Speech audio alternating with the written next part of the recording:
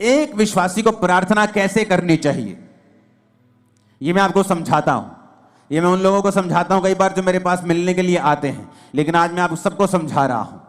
एक विश्वासी को प्रार्थना कैसे करनी चाहिए, कौन सी प्रार्थना है जिससे आपकी लाइफ में रिजल्ट आता है। अब आपने ये बात समझ ली कि प्रार्थना जरूरी है, प्रार्थना नहीं करेंगे परमेश्वर उत्तर नहीं देगा। उसने लिखा है मांगो तो दिया जाएगा। वचन, ये आप बोलेंगे वचन में तो लिखा है कि परमेश्वर मांगने से पहले जानता है तुम्हें किन वस्तुओं की जरूरत है। हाँ, वो जानता है तुम्हें किन वस्तुओं की जरूरत है, लेकिन देता तभी है जब तुम मांगते हो, क्योंकि वो अपने वचन को पूरा करता है। मांगो तो दिया, ढूंढो तो तुम, खटखटाओ तो तुम्हारे लिए खोला जाएगा। अब शैतान बुरी कोशिश करता है कि जब तुम प्रार्थना करने के लिए बैठो तुम्हें फोन याद आ जाए, तुम्हें सॉन्ग याद आ जाए, तुम्हें कुछ बात याद आ जाए, तुम्हें काम याद आ जाए, एनीथिंग पॉसिबल, पॉजिटिव और नेगेटिव एनीथिंग वो आपको याद करवाएगा, क्योंकि उसको मालूम है कि प्रार्थना ही एक ऐसा एक लौता माध्यम है जिसके द्वारा तुम परमेश्वर के साथ जुड़ते हो और आगे बढ़ते हो और परमेश्वर का आत्मा तुम्हारी अगुवाई करता है। हालेलुया। जो मैंने अपनी मसीह लाइफ में देखा है, मैं आपको उस एक्सपीरियंस से और वचन से आपको बताता हूं प्रार्थना कैसे करनी चाहिए। आपको दिन में सुबह प्रार्थना करनी चाहिए, आपकी पर्सनल प्रेयर, जिसमें आप सिर्फ अपने लिए, अपने परिवार के लिए, अपने काम के लिए, अगर आप पास्टर हैं तो अपनी सेवकाई के लिए आप प्रार्थना करते हैं। अगर आप सुबह 1.5 घंटा प्रार्थना करने के लिए बैठे हैं क्योंकि उसके बाद आपको काम पे निकलना है, तो आपको पौना घंटा प्रार्थना करनी है, 45 मिनट।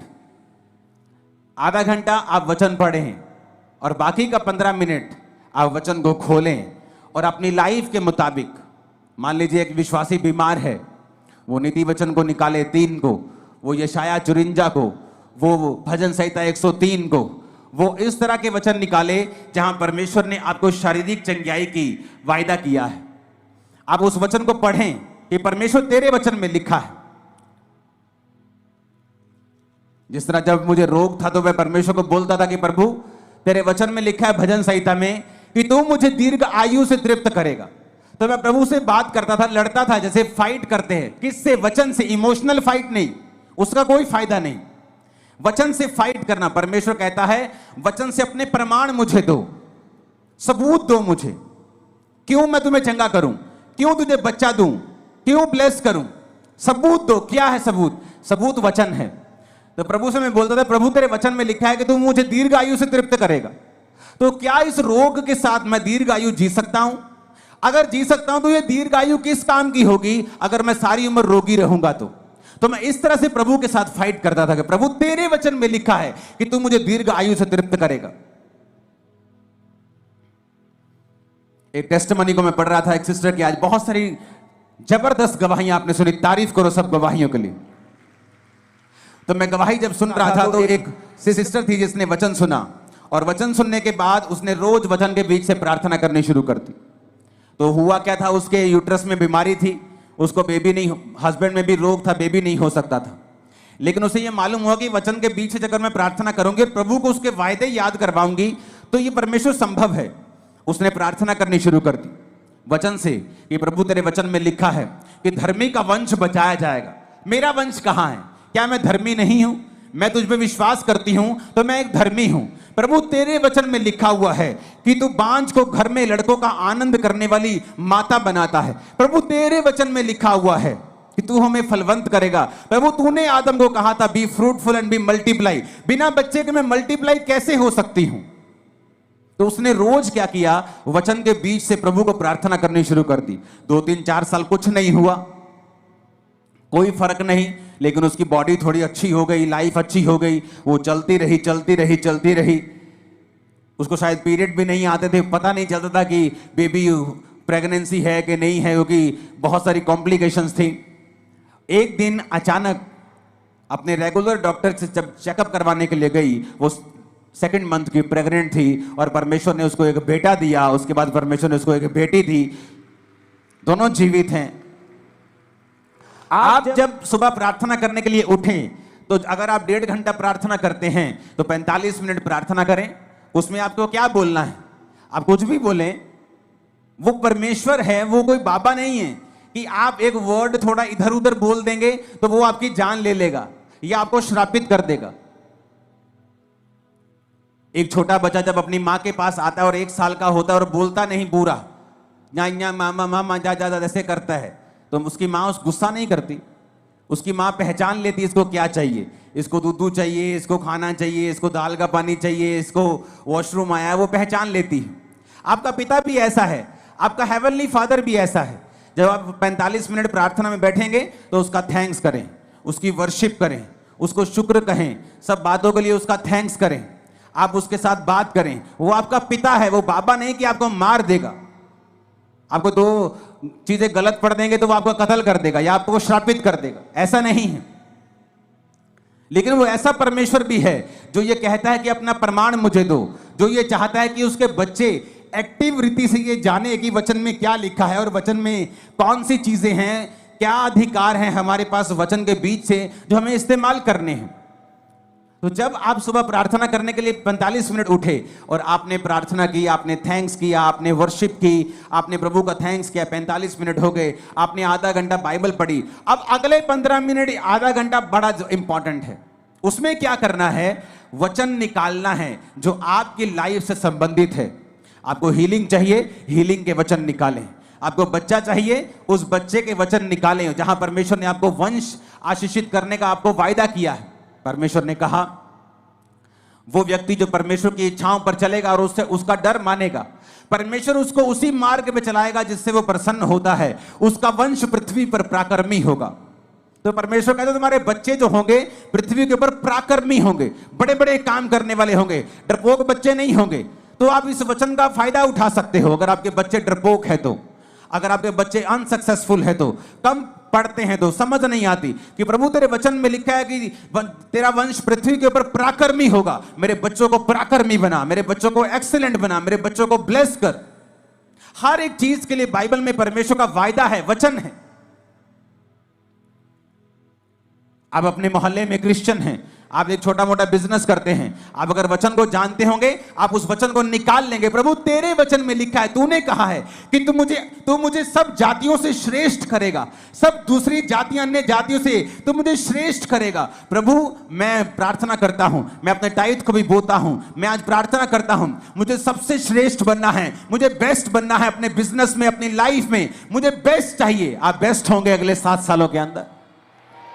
लेकिन क्या आपने वो मांगा? नहीं, आपने मांगा नहीं। आप चाहते हैं हो, आप विश करते हैं प्रभु मुझे हील कर दे। आप जीनी के पास नहीं है कि आपने रगड़ा और जीनी निकला और आपने कहा क्या चाहिए, उसने कहा क्या चाहिए, आपने कहा मुझे चंगा कर दो। परमेश्वर कहता मांगो तो दिया जाएगा, अपने प्रमाण दो, अपना मुकदमा लड़ो। आज लोगों को इतना भी मालूम नहीं है कि जो उन्हें चाहिए बाइबल में कहां लिखा है। उसका बहाना है वो तो अनपढ़ है।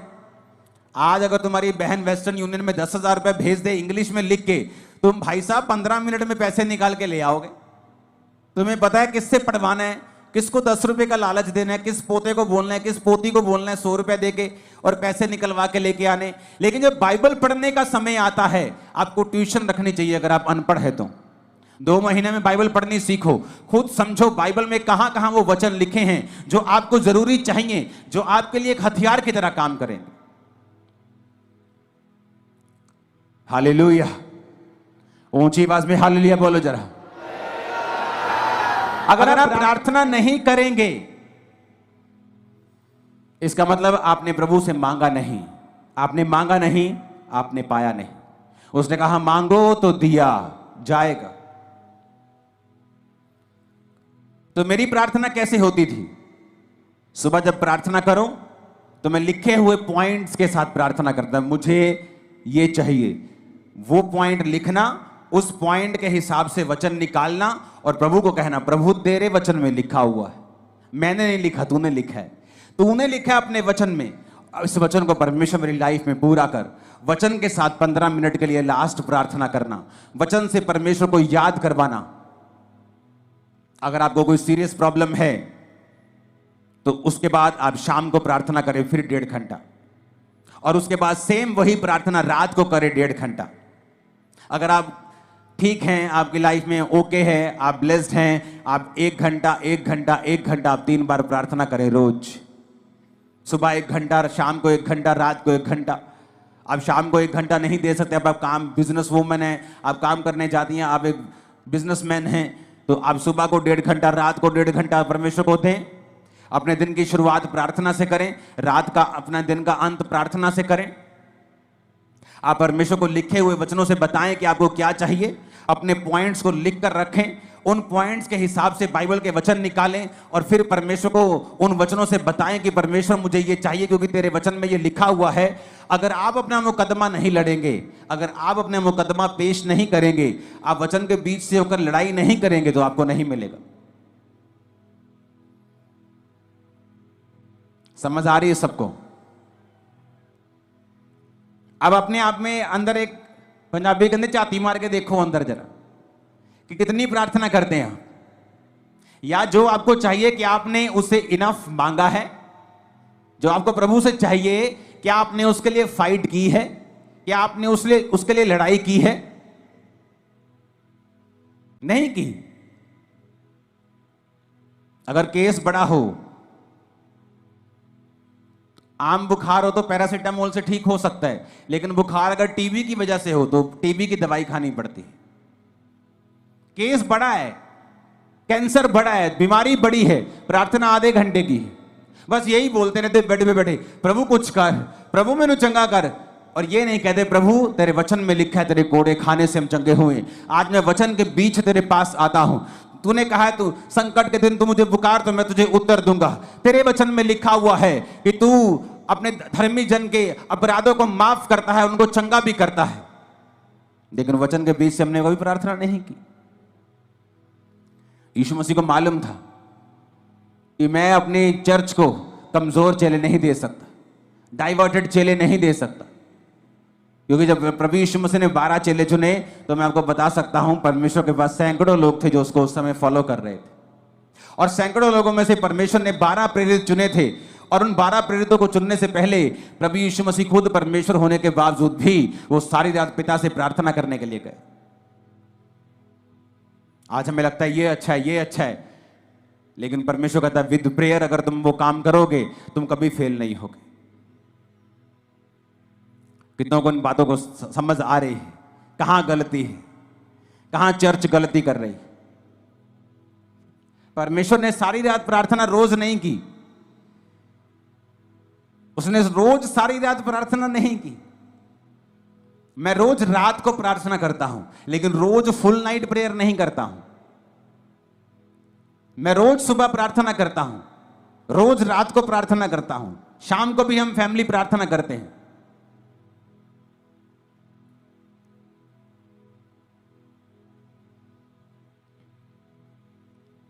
हालेलुया। तो क्या मैं इनफ प्रार्थना कर रहा हूं? तो ये बेस्ट है कि अगर आप 1+1+1 प्रार्थना करें। अगर आप 1 घंटा प्रार्थना करने के लिए बैठे हैं सुबह 1.5 घंटा, तो आधा पौना घंटा आप प्रार्थना करें, प्रभु से अपने वर्शिप करें, उसका थैंक्स करें। उसके बाद आप बाइबल पढ़ें कुछ समय के लिए, और फिर कुछ समय आप बाइबल के वचनों के बीच से होकर प्रार्थना करें। आपकी लाइफ कभी भी सेम नहीं रहेगी। अगर आपको इस बात का प्रमाण देखना है तो एक काम करें, अपनी बाइबल के पीछे एक पेंसिल ले लें और अपनी बाइबल के पीछे पेंसिल से अपने प्रेयर पॉइंट लिखें। आपको क्या क्या चाहिए, पहला पॉइंट क्या चाहिए, दूसरा क्या चाहिए, तीसरा क्या चाहिए, चौथा क्या चाहिए। पेंसिल से लिखें, पेन से नहीं लिखना। और उन पेंसिल से लिखे हुए जो आपके प्रेयर पॉइंट हैं उन्हें वचन के बीच से होकर आप रोज 1+1+1 रोज 2 समय कम से कम 1.5 घंटा या 1 घंटा 3 बार आप रोज परमेश्वर को याद करवाना शुरू करें। आप फिर देखें कुछ महीने बाद कि जो पॉइंट आपने पीछे लिखे हुए हैं, मैं आपको बता सकता हूं वेरी सून उनमें से 50%, 60%, 70%, फिर 90%, 100% आप उन प्रेयर पॉइंट्स को पूरा होते हुए देखेंगे। आप देखेंगे कोई रह नहीं गया, आप आगे ऐड करते जाएंगे, वो नए होते जाएंगे। लेकिन जो आपने पुराने ऐड किए होंगे, आप देखेंगे कि किस तरह से परमेश्वर ने आपकी लाइफ में वो काम किया। और जो आपके प्रेयर पॉइंट पूरा हो गया उसे मिटे दें, उसे मिटाकर पेन लें और बाइबल में ही कहीं पर एक बहुत से बाइबल में खाली पेजेस होते हैं, उस पेन से लिखें गवाही कि ये प्रेयर पॉइंट आपका था, इस तारीख को परमेश्वर ने इसको पूरा कर दिया। जो प्रेयर पॉइंट पूरा होता जाए बाइबल के पीछे पेन से लिखते जाएं। आप हैरान हो जाएंगे इस प्रार्थना को करने के बाद, इस तरह की प्रार्थना को करने के बाद जब आप 1 साल के बाद अपनी बाइबल देखेंगे तो आपके नीले पॉइंट ज्यादा होंगे और काले वाले कम होंगे। आप देखेंगे वो पूरे हो रहे हैं। और जब भी आप देखेंगे कि शैतान आपको इस प्रार्थना करने से क्यों रोकता रहा है, उसको मालूम है इसी प्रेयर में रिजल्ट आना है। शैतान को पता है कि इसी प्रार्थना के द्वारा आप छुड़ाए जाएंगे, इसलिए वो पूरी संभव कोशिश करता है कि आपको इस प्रार्थना से दूर रखा जाए, क्योंकि प्रार्थना में छुटकारा है ये शैतान जानता है। परमेश्वर ने क्या कहा, इतना सिंपल और इतना पावरफुल परमेश्वर ने वचन दिया। परमेश्वर ने कहा एक नगर में एक विधवा थी और एक अधर्मी न्यायी रहता था। न्यायी मतलब एक जज रहता था, लेकिन अधर्मी था, पापी था। तो विधवा बार बार उसके पास जाकर बोलती थी मेरा न्याय चुका और मुझे मुद्दई से बचा, मुझे इस फलाने बंदे से बचा, मेरा न्याय कर। तो बाइबल कहती है, परमेश्वर कहता कि वो अधर्मी, वो पापी न्यायी क्या सोचता है कि ये विधवा आकर बार बार मेरे नाक में दम ना कर दे, इसलिए मैं इसका काम कर देता हूं। तो परमेश्वर ने कहा सुनो वो अधर्मी क्या कहता है। अब जो व्यक्ति दिन रात परमेश्वर के नाम की दुहाई देता है, परमेश्वर ने कहा क्या मैं उसका न्याय नहीं करूंगा? जो व्यक्ति दिन रात मेरे नाम की दुहाई देता है, क्या मैं उसका न्याय नहीं चुकाऊंगा? क्या मैं उसकी प्रार्थना नहीं करूंगा? ये कौन कह रहा है? सीधा डायरेक्ट प्रभु यीशु मसीह का वचन है ये। प्रभु यीशु मसीह अपने मुंह से अपने लोगों को समझा रहे हैं कि एक विधवा बार बार जाने से एक पापी बंदे से न्याय ले सकती है। तो प्रभु कहता है कि अगर तुम मेरे पास दिन और रात मेरे नाम की दुहाई दोगे, मैं तुम्हारा न्याय क्यों नहीं करूंगा? मैं तुम्हें क्यों नहीं छुड़ाऊंगा? मैं क्यों तुम्हारी प्रार्थना का उत्तर नहीं दूंगा? मैं क्यों तुम्हें नहीं बंधनों से आजाद करूंगा? पर कंडीशन क्या है? अगर वो दिन रात मेरे नाम की दुहाई दें।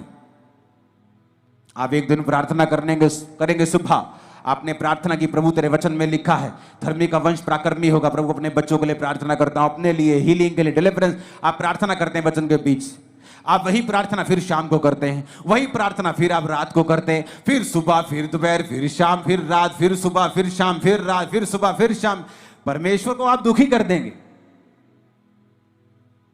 और वो जवाब देगा। वो अपने वचन का इनकार नहीं कर सकता, वचन को डिनाई नहीं कर सकता। अगर आप वचन के बीच से उससे लड़ेंगे, वो आपको उत्तर देगा। अब याकूब को भी यह बात मालूम थी। याकूब को पता था कि उसका भाई उसे मारने के लिए 400 बंदे लेके आ रहा है। क्या लिखा वचन में? उसने सब परिवार को नदी के पार कर दिया। अपने 11 जितने बच्चे थे उसके उस समय तक, उन 11 बच्चों को, उन पत्नियों को, उन भेड़ों बकरियों को, सबको आगे कर दिया और रात अकेला रह गया। और क्या करता रहा? लिखा वो स्वर्गदूत के साथ रात भर लड़ता रहा। कैसे लड़ता रहा? शरीर के साथ नहीं। आप प्रभु से नहीं लड़ सकते, जा मैं तेनू नहीं मानता, जा मैं हुन प्रार्थना, आप ऐसे नहीं लड़ सकते। आप वचन से लड़ सकते। प्रभु तेरे वचन में लिखा है कि नहीं लिखा?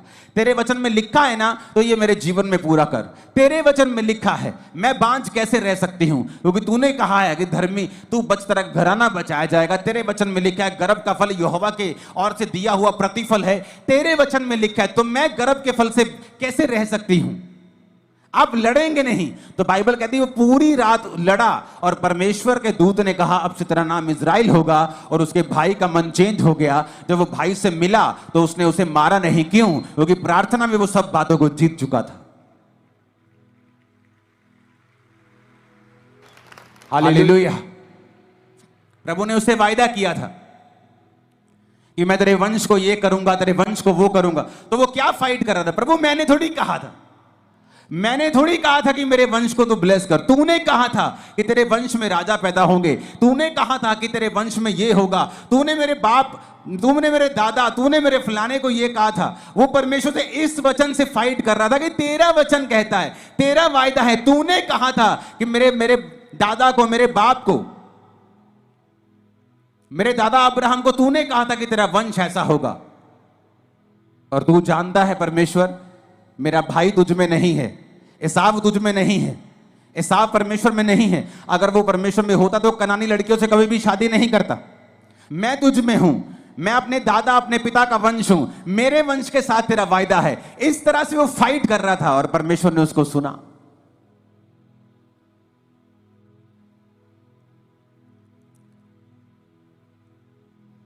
जोर से हालेलुया बोलो जरा। आपके हालेलुया में परमेश्वर की सामर्थ्य। आज से अगर ये प्रेयर शुरू की तो नीले पेन से लिखने के लिए जल्दी तैयार हो जाना। लिखना जरूर, आपको समझ आएगी मैं क्या कह रहा हूं। आप जब लिखना शुरू करेंगे पेंसिल से, जो आपको चाहिए, जो मिल गया उसे पेन से लिखेंगे, आपको रियलाइज होगा कि आपने परमेश्वर से कहीं अधिक पाया है। कितनी प्रार्थनाओं को परमेश्वर ने सुना है। आप भूल जाएंगे 3 साल में आज आपको क्या मिला था, लेकिन वो पेन से लिखा हुआ आपको याद करवाता रहेगा। उतना कॉन्फिडेंस आपका बढ़ेगा कि मुझे इस प्रार्थना से उत्तर मिले हैं, इस तरह से मुझे उत्तर मिला था इस समय, उस समय, फलाने साल। अगर उस साल में इतना फंसा हुआ था और मैंने इस रीति के साथ प्रार्थना की, तो वो वचन तो सेम है, आज वो मुझे छुड़ाएगा जैसे उस समय परमेश्वर ने मुझे छुड़ाया था। तो वो सारी उम्र आपकी रक्षा करता रहेगा।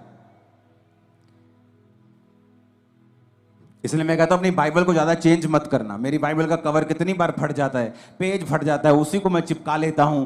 मेरे पास हजारों बाइबल पड़ी है, लेकिन उस बाइबल में लिखा हुआ है, पीछे पॉइंट्स लिखे हैं, चीजें लिखी हैं, तो मैं चाहता नहीं कि वो मैं मिस करूं।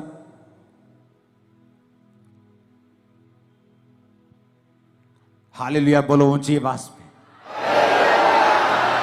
आज से ऊंची आवाज से बोलो, प्रार्थना करेंगे हम,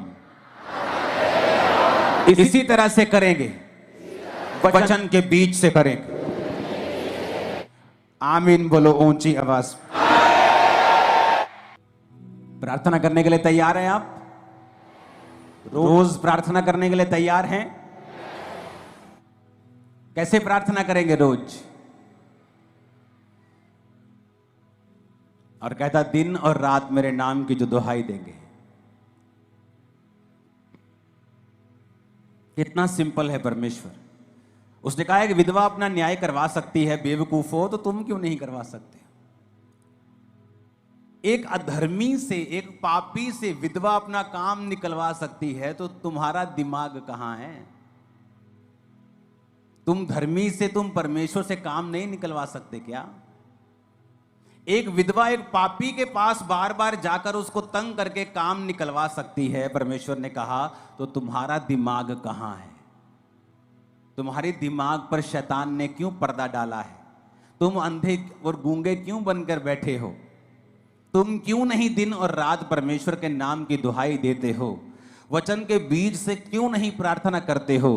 प्रार्थना करने के लिए परमेश्वर के समीप क्यों नहीं आते हो?